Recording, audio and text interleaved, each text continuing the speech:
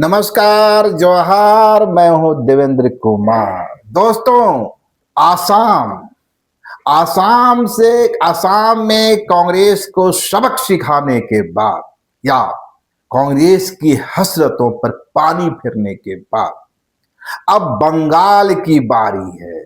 खबर यह है कि सीएम हेमंत और कल्पना की जोड़ी अब बंगाल निकलने वाली है और बंगाल में वह कांग्रेस के साथ नहीं खड़ी होगी।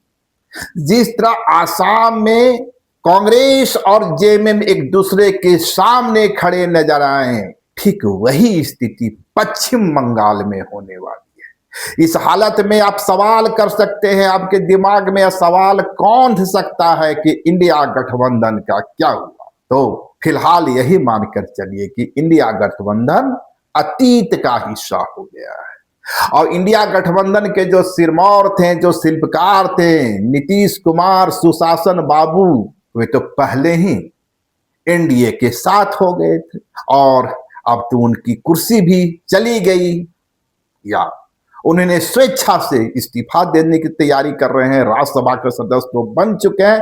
खैर, हम लोग आते हैं मूल मुद्दे पर, पश्चिम बंगाल। खबर यह है कि कल्पना और हेमंत की जोड़ी अब आसाम से वापस लौटने के बाद थोड़ा सा फुर्सत, थोड़ा सा आराम के बाद पश्चिम बंगाल निकलने वाले हैं। याद रहे कि पश्चिम बंगाल में 23 अप्रैल और 29 अप्रैल को मतदान होना है, तो अभी वक्त है कि सीएम हेमंत और कल्पना की जोड़ी वहां सिहनाद करें। लेकिन बड़ा सवाल यह है कि इसका असर क्या होगा।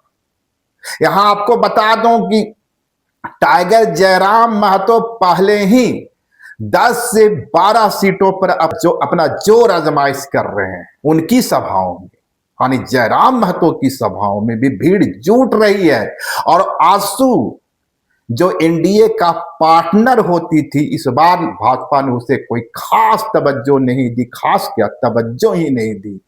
पहले खबर आई कि आंसू अपना उम्मीदवार देगी, सर्वेक्षण का काम चल रहा है, लोगों की राय ली जा रही है, लेकिन लगता है अंतोगत्वा राय यही बनी कि भद पिटवाने से अच्छा है दूर रहा जाए।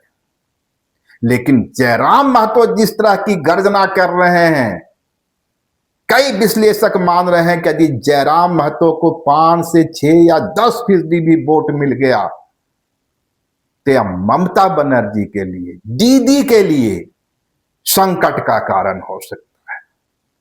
और उस दौर में सीएम हेमंत और कल्पना की जोड़ी पश्चिम बंगाल में एंट्री करने वाली है। यानी दीदी के लिए राहत की खबर हो सकती है या वही दीदी हैं। दीदी का एहसान, ममता दीदी का एहसान सीएम हेमंत के कंधों पर है।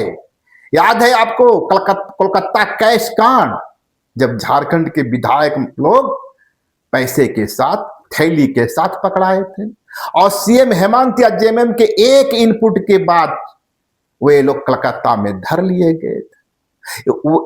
उस दौर को याद कीजिए जब सीएम हेमंत की कुर्सी हिल डोल रही थी। भाजपा हर दिन दावा कर रही थी, निशिकांत दुबे दावा कर रहे थे, यह सरकार तो अब जाने वाली है। विधायक भी इधर से उधर दौड़ रहे थे और उस वक्त में कोलकाता कैश कांड होता है।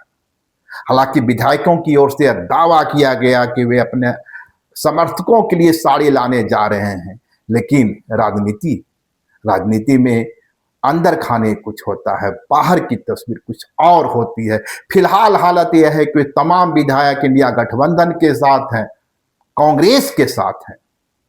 लेकिन एक दौर तो था जब सीएम हेमंत को दीदी ने आसरा दिया था, सहारा दिया था, हेमंत को हिम्मत दी थी। आज दीदी के सामने संकट है।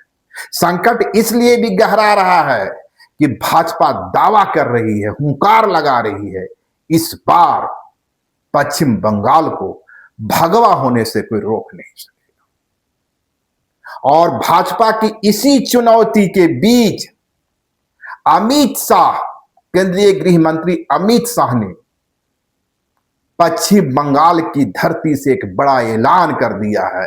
और ऐलान इस बात का हुआ है कि यदि भाजपा की सरकार बनती है, पश्चिम बंगाल जो कभी लाल झंडे का गढ़ होता था, यदि वहां भगवा झंडा लहर जाता है, भगवा का परचम फहराता है, तो कुड़माली भाषा, जो कुर्मी जाति की भाषा है, वो कुर्मी जाति जो पश्चिम बंगाल में रहती है, झारखंड में रहती है, उड़ीसा में रहती है, जिनकी अपनी मातृभाषा कुड़माली है, उसे 8वीं अनुसूची में दर्ज कर लिया जाएगा। एक बड़ी मांग रही है कुर्मी जाति की, लेकिन इसके साथ ही कुर्मी जाति के कुछ दूसरे मांग भी हैं, और वह मांग है एसटी स्टेटस का और सरना धर्म कोड की। याद रहे, सरना धर्म कोड की मांग सिर्फ ट्राइबल कम्युनिटी की ओर से नहीं हो रही है। आप दीपक पुरियार से बात कीजिए, अजीत महतो की बात कीजिए, शीतल ओहदार की बात कीजिए, और तमाम लोगों की बात कीजिए जो कुर्मी जाति के एक आइकॉन कहलाते हैं, उनकी भी मांग है, कुर्मी जाति की भी मांग है सरना धर्म कोड या आदि धर्म कोड। तो उस इलाके में, और वो इलाके कौन होंगे? वे इलाके होंगे, ये जो हेमंत सोरेन और उनकी जो एंट्री होने वाली है, उससे किस इलाके में, पश्चिम बंगाल के कौन कौन से इलाके प्रभावित हो सकते हैं? तो इलाका एक खबर यह है, एक दावा यह है कि करीबन 35 से 40 सीटों पर सीएम हेमंत और कल्पना सोरेन की इस जोड़ी का असर देखने को मिल सकता है। वह जंगल महल का इलाका होगा, पुरुलिया का इलाका होगा, बाकुर, झारग्राम, पश्चिमी मेदिनीपुर। झारग्राम में तो 42% कुर्मियों की आबादी है, और पुरुलिया जो झारखंड से बिल्कुल सटा हुआ है, 60% आबादी है कुर्मी जाति की। इसके साथ ही काशीपुर, पारा, रघुनाथपुर, बलरामपुर, बाघमुंडी, झारग्राम, बिस्बिनपुर, गोपी, बलरामपुर, मेदिनीनगर, बांकुड़ा, ये तमाम इलाके कुर्मी डोमिनेटेड हैं। यदि इससे थोड़ा आगे बढ़े, लेकिन एक आगे बढ़ने से पहले इस बात को भी जान ले, तमाम इलाके जो मैंने गिनाए हैं, यहां कुर्मी जाति की भी आबादी है, तो ट्राइबल कम्युनिटी की आबादी है। और नहीं, संथाल, मुंडा, उरांव, हो, बिरहोर और कुर्मी जाति की बस्तियां इस इलाके में है, जो साथ साथ उसी तरह रहते रहे हैं जिस तरह से झारखंड में रहते रहे हैं। लेकिन उससे आगे थोड़ा बढ़े तो नक्सलवाड़ी, झारग्राम, बांकुड़ा, अलीपुर, दार्जिलिंग, जलपाईगुड़ी, कूच बिहार, यह विशुद्ध रूप से कहें तो ट्राइबल कम्युनिटी या ट्राइबल डोमिनेटेड है। और ट्राइबल डोमिनेटेड सीटों की संख्या, कुर्मी डोमिनेटेड सीटों की संख्या, दोनों को आपस में जोड़ दें तो यह संख्या बनती है 45 से 50। वेस्ट बंगाल, पश्चिम बंगाल में कुल विधानसभा की संख्या है 294, और उस 294 में 50 सीटें ऐसे हैं करीबन जहां कल्पना और हेमंत की जोड़ी काम कर सकता है। यानी हेमंत सोरेन जो ट्राइबल कम्युनिटीज है, उसके वोटों को तृणमूल कांग्रेस की ओर मोड़ने में सफल हो सकते हैं या इसकी कोशिश कर सकते हैं। और इसके साथ ही कुर्मी बहुल जो आबादी है, उसके बीच भी जेएमएम की अच्छी पकड़ रही है। अच्छी पकड़ इसलिए कि आप याद कीजिए उस बेहतर झारखंड के उस दौर को, जब दावा किया जाता था कि उड़ीसा, पश्चिम बंगाल का जो कुर्मी डोमिनेटेड इलाका है, उसे भी झारखंड का हिस्सा बनना चाहिए। उस दौर से उस इलाके में जेएमएम की सक्रियता रही है। हालांकि जिस तरीके से झारखंड में एसटी स्टेटस का विरोध हो रहा है कुर्मी जाति का, यह सवाल पश्चिम बंगाल में जेएमएम के सामने उठ सकता है। यह सवाल उठाया जा सकता है कि हमारी मांग का क्या हुआ। और खासकर तब केंद्रीय गृह मंत्री अमित शाह कुड़माली भाषा को 8वीं अनुसूची में शामिल करवाने का ऐलान कर चुके हैं। एसटी स्टेटस का जो सवाल है, अब एक बड़ा सवाल हो जाएगा। लेकिन याद रहे, झारखंड से जब कुर्मी जाति के एसटी स्टेटस के लिए प्रस्ताव भेजा जा रहा था, तो उसके एक सिग्नेचरी सीएम हेमंत भी थे।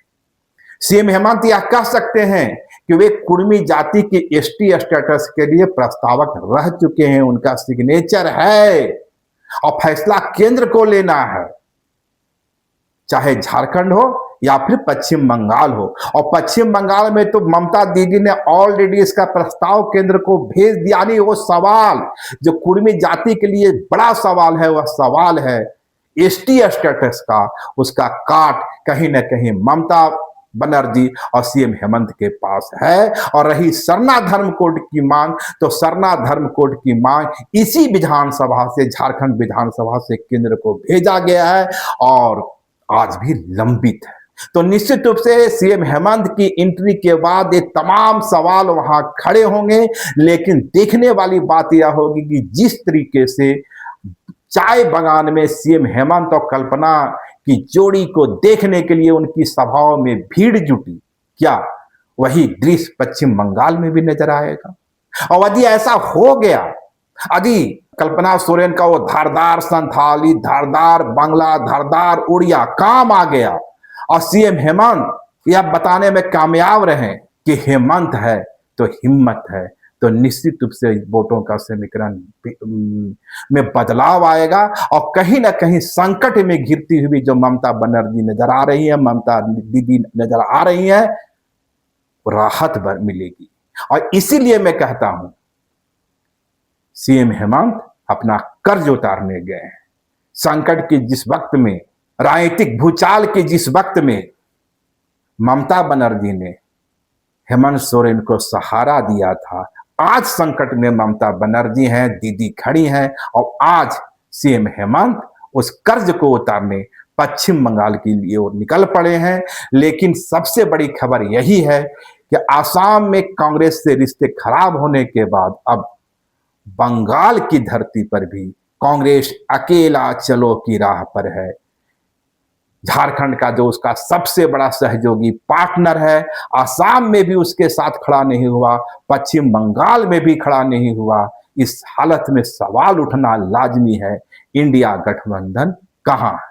शुक्रिया, नमस्कार, जोहार। लाइव लगातार के वीडियो को लाइक करें, सब्सक्राइब करें और बेल आइकन को दबाना न भूलें।